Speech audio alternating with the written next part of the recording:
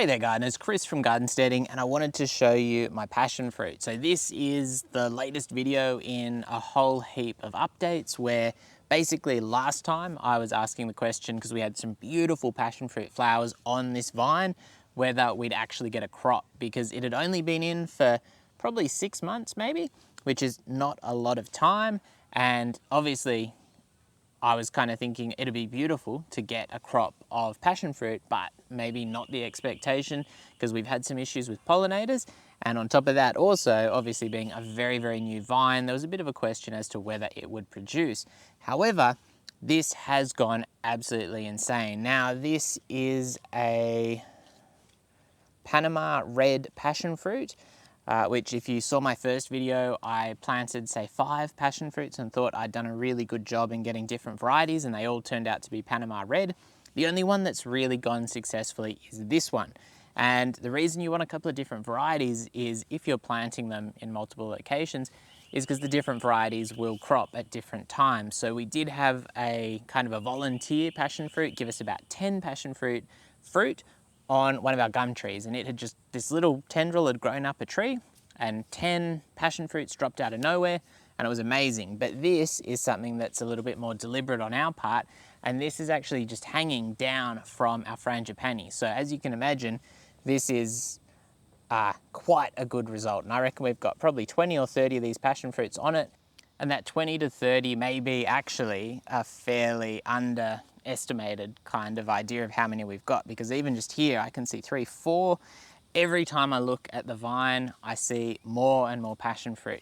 Now it has been quite dry, and I think this vine actually benefits because there is a couple of overflow from our water tank points at the bottom of the house here, which obviously benefit the frangipani, but also on this side benefits this beautiful passion fruit vine. So that does help, but you still need rain for that to really come to its own and to really feed this vine. And so we've got some really nice glossy fruit on the vine now. However, some of the smaller fruit, which obviously set a little bit later, it's actually shriveling up, it's not looking so good. I reckon the vine has probably hit kind of its capacity of what it can support with the amount of water it's getting, and with the rain being pretty few and far between, I guess you would say, it's probably not going to be able to support that full crop, but that's not too much of an issue. Whether I should water it is a bit of a question. Obviously passion fruit's great, it's quite expensive, but there's only so much you can do with it. There's only so many desserts you can make with it.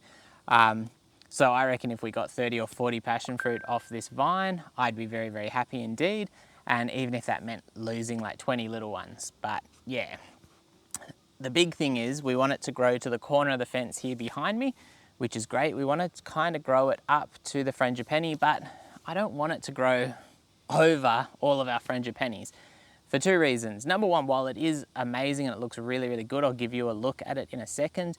The weight of these vines, they're such a vigorous vine, it'll probably collapse that frangipani. And in winter, when the frangipani loses its leaves, I will trim all of that vine out of it, and I will try and bring it back, and I'll show you what we've done to give it a little bit more growing room, and we will probably expand that even further. Can you see me? Am I in the shot? Either way, what we really want to focus on is this beautiful passion fruit vine growing through the frangipani. We've got these beautiful flowers still on the frangipani. The passion fruit vine obviously has fruit on it. There is one starting to colour up, red passion fruit somewhere in there, and that's going to be the first one that we probably get. And this is just overall super, super exciting for me. Anyway, if you've grown passion fruit before, you're probably aware if they're happy, they go really, really well. But obviously for us, this is very much a first time that we've either had the opportunity to try, let alone had a bit of success. And that's where kind of the solution comes in, because we don't want it overtaking our frangipani. So we need to give it an opportunity to grow in a different manner. And that's where some arches come in. Similar to the arches that we've used before, they're a little bit of an investment, but I think long term, it's well worth it for something like this. So behind me here is an arch, and what we've basically done is we've incorporated it into one of the fence posts to save one of the pickets. We've got 3 pickets in, 2 out on the outside, 1 on the fence line here. I did need to be a little bit careful because we've got our septic system over here nearer the house, and obviously it runs down the hill, and what we needed to make sure is that we were not interfering with that in any way, which is why we've got that arch well over there. It probably wouldn't have been a bad idea from a sunlight perspective to even have it off this post here, but I have a very, very strong impression that the septic runs down, and then down in there is kind of the field where it disperses all of that liquid. So obviously that's down there, which is good, but you don't want to puncture anything putting a arch in up here. Now, the vine itself has grown along the fence really, really well. We've got an arch here behind me, which is on the outside of the fence. One thing I did really notice is obviously the wallabies quite enjoy munching on our little passion fruit vine, which I don't really have a problem with that. It is so vigorous that there's just no drama with them having the half on the outside of the fence. And when it grows up over the arch, there'll be a fair bit of it that is out of their reach, and as a result we can share even more. And then probably my future thoughts is what I wouldn't mind doing is putting another arch on the inside of the fence and having it kind of growing in here just as like a little bit of a nice feature. And then you could walk under the arch inside our little fenced off area of the garden around the house and pick those passion fruit even more easily. And obviously it's a bit of a sunny spot here, so it depends on what else we do, because we do need to keep in mind that if we're growing other things in this surrounding area, which is not such a thing with the septic so close, but if we're growing anything else, we need to think about shading and everything like that. And obviously this wants a lot of sun, and yeah, so there's a consideration there. The other thing I did think would be quite cool is to put a second arch running even further down the hill to give it an opportunity to head downhill and into an even sunnier part of the garden, at least in this time of year. So when we're talking about kind of the summer that we've just finished up and we're heading into autumn, summer we get sun from over there pretty much to over there. So it's a huge amount of sun, and running along this fence line, I think obviously it's going to be a very, very happy situation for the vine. It's going to get lots of sunlight. In winter, you get more like a smaller arc, I should say, which is a bit more like this. And I think the arches heading down the hill instead of across the hill is actually advantageous there.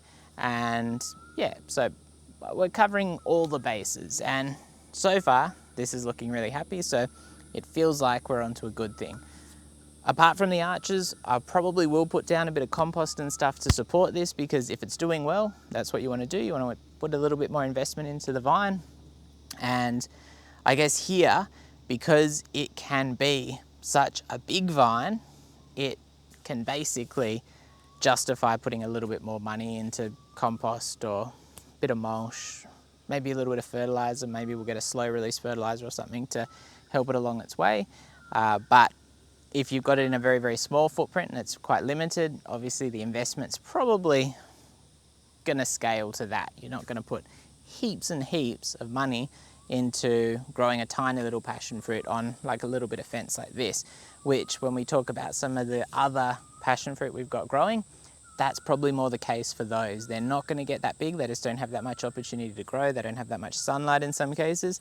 And so it's just not worth putting the kind of investment we would here for the arch, which is about 110 for the metal of the arch, excluding those trellis, excluding those pickets, and the pickets are another $30 for three pickets.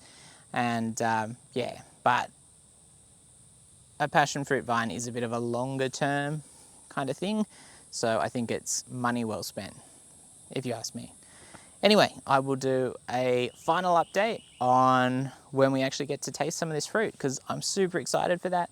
And I reckon the big takeaway in this video and for you in the garden is I planted 5, maybe even 6 passion fruits. And at the very, very end, this was the one where I went, you know what, I'm just going to chuck it in that location. I have a vision in my mind of how I think it could grow and how it could be quite successful, but it's a really harsh spot. It's kind of dry.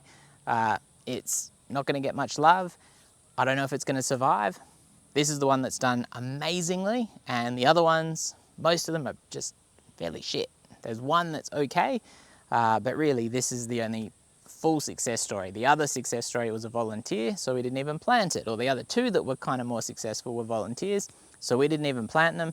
So I can't take any credit for those, but it just goes to show that obviously I'm lucky, I've got the space, but sometimes planting something in the location where you just don't think it's going to succeed will be the spot that surprises you the most and proves the most successful.